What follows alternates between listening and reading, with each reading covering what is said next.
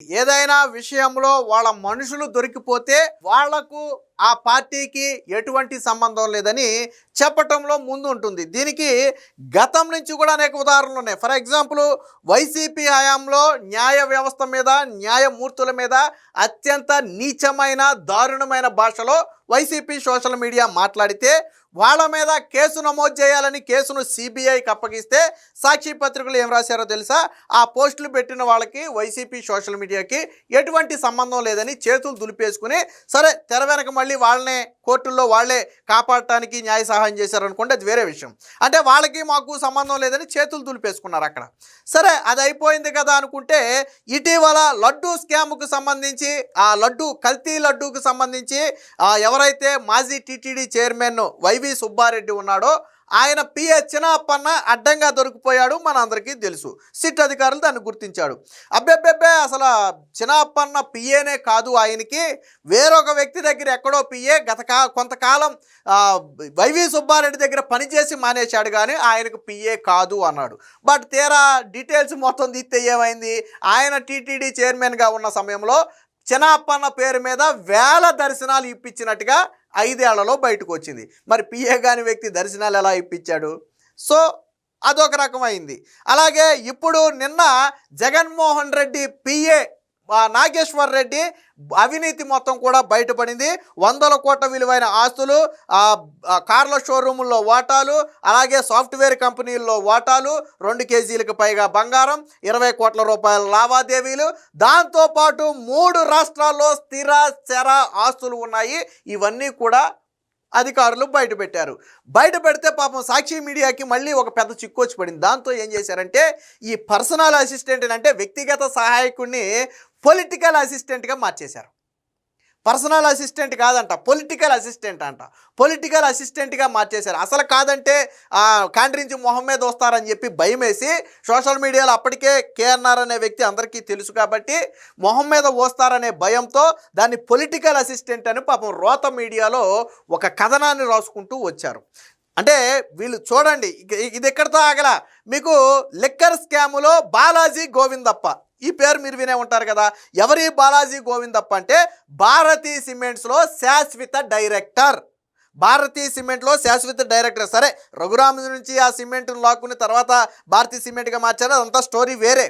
2010 నుంచో 15 నుంచో మొత్తానికి అందులోనే శాశ్వత డైరెక్టర్గా ఉంటున్నటువంటి బాలాజీ గోవిందప్ప ఏం చేశాడు? లిక్కర్ స్కామ్లో రాజు కసిరెడ్డితో కలిపి ఈ ముడుపులు మొత్తం ఎలా సేకరించాలి, ఎలా రూటింగ్ చేయాలనే దాంట్లో కీలక నిందితుడు. పారిపోయి పరారీలో ఉంటే దేశం మొత్తం కూడా పోలీసులు గాలిస్తే కర్ణాటకలోని ఒక అటవీ ప్రాంతంలో తలదాచుకుంటే పట్టుకున్నారు పోలీసులు బాలాజీ గోవిందప్పని. తర్వాత జైలుకు పంపారు. అప్పుడు భారతీ సిమెంట్ ఏం చెప్పిందో తెలుసా? అప్పుడు సాక్షి ఏం రాసిందో తెలుసా? ఆయన భారతీ సిమెంట్కు చెందిన వ్యక్తి కాదు, ఏదో ఫ్రెంచ్ దేశానికి చెందినటువంటి ఒక కంపెనీకి చెందినటువంటి వ్యక్తి తప్ప మా భారతీ సిమెంట్స్ వ్యక్తి కాదు అన్నారు. కానీ ఆయన ఆ భారతీ సిమెంట్స్కి శాశ్వత డైరెక్టరు, కానీ భారతీయ సిమెంట్కి చెందిన వ్యక్తి కాదని చెప్పి ఫ్రెంచ్ దేశాన్ని తీసుకొచ్చారు. ఇండియాలో ఉన్న దేశానికి సంబంధించి అయితే ఆ కంపెనీలు ఖండిస్తాయని భయం వేసిందేమో. ఎందుకంటే ఒక అవినీతి పరుడిని ఆ కంపెనీకి చెందిన వ్యక్తి, ఈ కంపెనీకి చెందిన వ్యక్తి అంటే ఊరుకుంటారా? ఊరుకోరు కదా. అందుకని ఫ్రెంచ్ దేశం నుంచి ఒక కంపెనీ పేరు తీసుకొచ్చి ఆ కంపెనీకి చెందిన వ్యక్తి అన్నారు. మరి ఫ్రెంచ్ దేశానికి చెందినటువంటి వ్యక్తికి లిక్కర్ స్కామ్లో ఏం పని? ఫ్రెంచ్ దేశానికి చెందిన వ్యక్తి అయితే లిక్కర్ స్కామ్లో ఏం పని గోవిందప్పకు? అంటే ఇలా అడుగున దొరికిపోవటం, తప్పించుకోవటం. మీకు జులై సినిమాలో బ్రహ్మానందం తెలుసు కదా, బ్రహ్మానందం క్యారెక్టరు. పాపం ప్రతిసారి దొంగతనం చేయాలని విశ్వ ప్రయత్నం చేస్తాడు, కానీ వెంటనే దొరికిపోతాడు. పాపం సేమ్ సిచ్యువేషన్ ఇక్కడ కూడా అంతే. సేమ్ సిచ్యువేషన్ అంతే. గతంలో సోషల్ మీడియా మాకు సంబంధం లేదన్నారు, కానీ వాళ్ళే కాపాడుకుంటూ వచ్చారు. తర్వాత జగన్ పిఏని ఇప్పుడు పొలిటికల్ అసిస్టెంట్గా పేరు మార్చేసి అతనికి జగన్మోహన్ రెడ్డి వ్యక్తిగత కార్యక్రమాలకి ఆయనకి సంబంధం లేదని మళ్ళీ దాన్ని మార్చేశారు. చిన్నప్పన్న అసలు వైవి సుబ్బారెడ్డి పిఏనే కాదు, ఎవరు పిఏనని చెప్తే తీరా దర్శనాలన్నీ కూడా చిన్నప్పన్న పేరు మీదే ఇచ్చారు. అలాగే ఇప్పుడు భారతీ సిమెంట్స్ డైరెక్టర్గా ఉన్న గోవిందప్పను అబ్బెబ్బే మాకు చెందిన వ్యక్తి కాదు, ఫ్రెంచ్ దేశానికి చెందిన వ్యక్తి అని చెప్పి అటు మార్చేశారు. అంటే వీళ్ళ బాధ చూడండి. పాపం దొరికిపోవటం, దాన్ని కవర్ చేసుకోవడం కోసం అసత్య కథనాలు రాసుకురావటం, మొహం మీద కాండ్రించి వస్తారనే కనీస ఇంగిత జ్ఞానం కూడా లేకపోవటం. సో ఇది వీళ్ళు చేసేది. దీనికి సంబంధించినటువంటి వార్త ఒకటి వచ్చింది, ఒకసారి చూద్దాం. జగన్ మీడియాకి ఎంత కష్టమో, అబద్ధాలు, బొకాయింపులు, అడ్డగోలు రాతలు. బాలాజీ గోవిందప్ప నుంచి కేఎన్ఆర్ వరకు అదే వరుస. భారతీ సిమెంట్స్ లో గోవిందప్ప శాశ్వత డైరెక్టర్, మద్యం కేసులో అరెస్టు కాగానే కాదంటూ కథలు. జగన్ కు కేఎన్ఆర్ వ్యక్తిగత సహాయకుడు, 100 కోట్ల అక్రమాలు బయటపడగానే తూచ్. పిఏ కాదు, పొలిటికల్ అసిస్టెంట్ అంట. జగన్ కుటుంబానికి వాళ్లకు సంబంధం లేదట. రోత మీడియా రాతలతో నవ్వుకుంటున్నటువంటి జనం. అవినీతి చేయటం బయటపడ్డాక తూచు కాదంటూ అబద్ధాలు చెప్పడం, వాస్తవాలను బొకాయించడంలో వైసీపీ నేతలకు బహుశా దేశంలో సాటెవరూ రారేమో.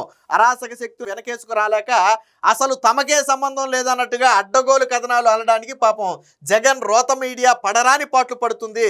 భారతీ సిమెంట్స్ డైరెక్టర్ బాలాజీ గోవిందప్ప నుంచి జగన్ పిఏ నాగేశ్వర్ రెడ్డి వరకు కూడా ఇదే వరుస. వాళ్ళు తమ వాళ్ళు కాదని చెప్పడానికి ఆపసోపాలు పడుతుంది. అవినీతి, అక్రమాలు, అరాచక ప్రత్యక్ష నిదర్శనంగా నిలిచిన వైసీపీ 5 ఏళ్ల పాలనను భరించలేని రాష్ట్ర ప్రజలు 2024 ఎన్నికల్లో చిత్తుగా ఓడించడంతో అప్పటి నుంచి అవినీతి భోగాలు ఒక్కొక్కటిగా బయటకు వస్తున్నాయి. భారతీ సిమెంట్స్ శాశ్వత డైరెక్టర్ గోవిందప్ప కోసం దేశమంతా వెతికి కర్ణాటకలోని అటవీ ప్రాంతంలో అదుపులో తీసుకుని జైల్లో పంపారు. వాస్తవానికి రఘురామ్ సిమెంట్స్ జగన్ లాక్కుని భార్య కంపెనీగా మార్చుకున్న విషయం జగమెరిగిన సత్యం. భారతీ సిమెంట్స్ లో బాలాజీ గోవిందప్ప 2010 నుంచి పూర్తి కాలపు డైరెక్టర్గా ఉంటూ సిమెంట్ వ్యాపార లావాదేవీలు, ఆర్థిక వ్యవహారాలు చూస్తున్నారు. మద్యం కుంభకోణంలో రాజ్ కసిరెడ్డితో కలిసి వసూళ్ల ప్రక్రియకు రూపకర్త కూడా ఆయనే. అయితే దీనికి వీళ్ళేం చెప్పారో చూడండి. జగన్ సొంత పత్రికలో మాత్రం ఆయన ఫ్రెంచ్ దేశానికి చెందిన ఆ సిమెంట్ కంపెనీ అయిన విరాట్ గ్రూపుకు చెందిన వ్యక్తిగా పేర్కొన్నారు. భారతీ సిమెంట్స్తో భాగస్వామ్యం చేసుకున్న విరాట్ గ్రూప్నకు చిత్తూరు జిల్లాలో వైసీపీ జిల్లా స్థాయి నాయకుడి సోదరుడికి సంబంధం ఏంటో, అన్నిటికన్నా ముఖ్యంగా లిక్కర్ స్కామ్ ముడుపులు తీసుకోవాల్సిన అవసరం విరాట్ గ్రూప్కి ఎందుకు ఉంటుందో వాళ్లే చెప్పాలని చెప్పి ఒక కథనం రాశారు. ఇక ఇది కేఎన్ఆర్కి సంబంధించి విచారణ జరిగితే దీని మీద ఏం రాశారు చూడండి.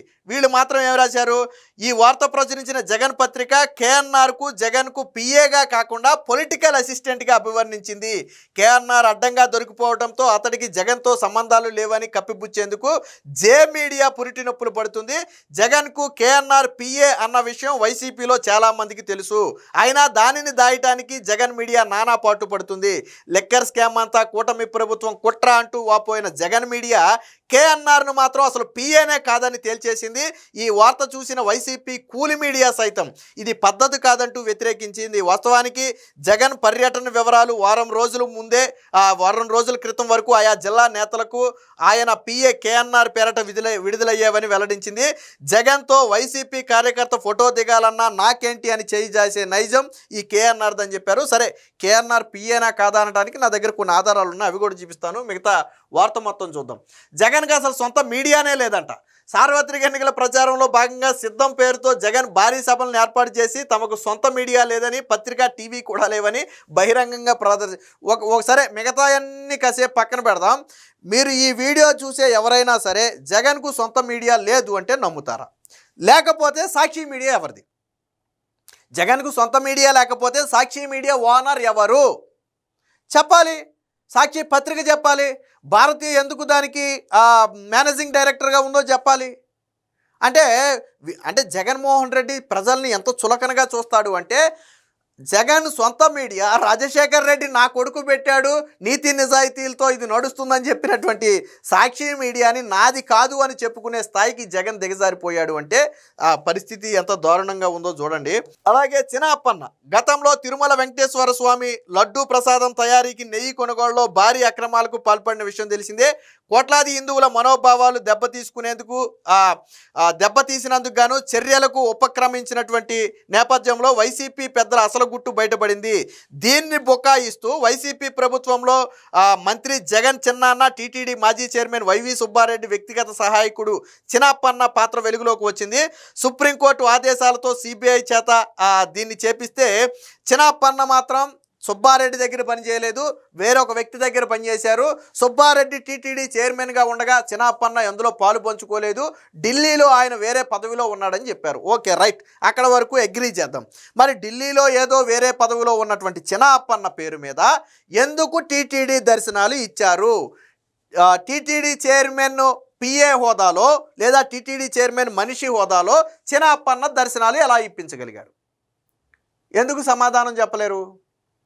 సో ఇది ఇక జగన్మోహన్ రెడ్డికి కేఎన్ఆర్ పిఏ కాదు అన్నారు కదా, దీనికి సంబంధించి కొన్ని వార్తలు ఉన్నాయి, ఒకసారి చూపిస్తా. ఇది స్వయంగా నందిగాం సురేష్, మాజీ ఎంపీ, వైసీపీ మాజీ ఎంపీ నందిగాం సురేష్ పెట్టినటువంటి పోస్ట్. ఇది ఎప్పుడు పెట్టాడో చూడండి, 30 ఆగస్టు 2020, అంటే జగన్ సీఎంగా ఉన్న సమయంలో పెట్టిన పోస్ట్. ఏపీ సీఎం జగనన్న గారి పిఏ కేఎన్ఆర్ అన్నగారికి హృదయపూర్వక జన్మదిన శుభాకాంక్షలు. ఈ వ్యక్తే ఆ కేఎన్ఆర్. సో ఇక్కడ ఏమని రాశాడు? జగనన్న గారి పిఏ కదా ఒకటి. ఇక్కడ చూడండి, ఇది కూడా వైసీపీ ఎవరో శంకర్, వైఎస్ఆర్సీపీ భవానీ శంకర్ అని చెప్పి ఏదో వైఎస్ఆర్సీపీ, జగనన్న వ్యక్తిగత కార్యదర్శి పిఏ నాగేశ్వర్ రెడ్డి గారికి హృదయపూర్వక జన్మదిన శుభాకాంక్షలు. అదేంటి వ్యక్తిగత కార్యదర్శి పిఏ అని రాశాడు? పొలిటికల్ అసిస్టెంట్ అని రాయాలి కదా, పొలిటికల్ అసిస్టెంట్ అని రాయాలి కదా. ఇక్కడ ఏమని రాశాడు? వ్యక్తిగత కార్యదర్శి పిఏ నాగేశ్వర్ రెడ్డి. ఇది ఎప్పుడు వచ్చింది? 30 ఆగస్టు 2025. అంటే జగన్మోహన్ రెడ్డి ఓడిపోయిన తరువాత కూడా ఒక వైఎస్ఆర్సీపీ వ్యక్తి పెట్టినటువంటి పోస్ట్ ఇది. మరి ఎలా రా పర్సనల్ అసిస్టెంట్ని, వ్యక్తిగత సహాయకుడిని పొలిటికల్ అసిస్టెంట్గా మార్చేశారు? ఇక్కడతో అవలా. సో ఇక్కడ కూడా చూడండి, ఇక్కడైతే ఒక పెద్ద మ్యాటరే రాశారనుకుంటే అది వేరే విషయం. జగనన్న పిఏ ప్రతిపక్షం నుంచి జగనన్నని కంటికి రెప్పలా కాచుకుంటూ సీఎం అయ్యాక కూడా జగనన్నకి చేదోడుగా ఉంటున్న కేఎన్ఆర్ అనుకు జన్మదిన శుభాకాంక్షలు అని చెప్పి అక్కడ రాశారు. చూడండి, జగనన్న ఎంపీగా ఎన్నికైన మరుక్షణం నుంచి పిఏగా విధులు నిర్వహిస్తూ పెద్ద ఆయన మరణం తర్వాత ఓదార్పు యాత్ర మొదలు ఈ రోజు వరకు ఒక్కరోజు కూడా జగనన్నని వదలకుండా అనుక్షణం ఆయన సేవలో నిమగ్నమై రోజు కొన్ని వందల ఫోన్ కాల్స్ తీసుకుంటూ ఎంతో ఓపికతో అందరితో మాట్లాడుతూ జగనన్న యొక్క ఆజ్ఞలు తూచా తప్పకుండా పాటిస్తూ ఎంతో సమన్వయంగా ఉంటున్నటువంటి, ఎవరిని నొప్పించినటువంటి, అందరి మన్నలను పొందుతున్నటువంటి, చిరునవ్వులు చిందిస్తున్నటువంటి అని చెప్పి ఒక పెద్ద స్టోరీ రాశాడు. మరి ఇక్కడ వందల ఫోన్ కాల్స్ ఎందుకు తీసుకున్నాడా పిఏ కాకపోతే? జగన్ పిఏ కాకపోతే పొలిటికల్ అసిస్టెంట్కి ఎవడయా ఫోన్లు చేస్తారు? జగన్ పిఏ కాదా? ఇక్కడ ఏమని రాశాడు చూడండి, ఏమని రాశాడు ఇక్కడ. ఇది వీళ్ళ బ్రతుకు. ఇది ఇంకొక వార్త. ఇది ఎవరో పాపం నాగేశ్వర్ రెడ్డి అన్నంట. ఇక్కడ కూడా సీఎం జగనన్న గారి పిఏ కేఎన్ఆర్ అన్నని చెప్పి ఫేస్బుక్లో ఎవరో పెట్టుకున్నటువంటి వార్త. అంటే వీళ్ళు పిఏని పొలిటికల్ అసిస్టెంట్గా మార్చేశారు అంటే వీళ్ళదేం పత్రిక నాకు అర్థం కావట్లా. పబ్లిక్గా ఒక వ్యక్తిని పిఏ కాదు అని చెప్తున్నారు. అది బహిరంగ సత్యం. అది సోషల్ మీడియా వేదికగా వాళ్ళే చెప్తున్నారు, కానీ కాదని చెప్పే ప్రయత్నం. అంటే ప్రతిసారి దొరికిపోవటం, దాని మీద బురద జల్లుతున్నారని తెలిస్తే వెంటనే కప్పిపుచ్చే ప్రయత్నం